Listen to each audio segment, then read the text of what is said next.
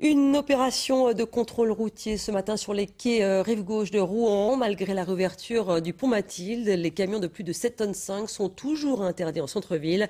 Ce matin, la police municipale a pu constater que l'arrêté n'était pas respecté. François Pesquet et Philippe Dereau étaient sur place. On ne passe plus, demi-tour forcé pour ce poids lourd et une amende de 22 € à la clé pour son conducteur surpris. Donc on vous invite fortement à respecter les interdictions. Ah oui, non, plus de 7 tonnes on avait tellement l'habitude de passer avant et puis voilà. Moi, ça fait 3 ans que je suis au chômage, je recommence à conduire et puis voilà, avant on avait le droit de passer, maintenant on n'a plus le droit de passer et puis moi le panneau je l'ai pas vu. Et moi en livrant dans Rouen, moi je crois qu'on avait le droit de passer. Plusieurs milliers de poids lourds transitent chaque jour par le centre-ville de Rouen, principalement en direction du port. La municipalité veut réduire ce trafic, elle évoque des raisons de sécurité.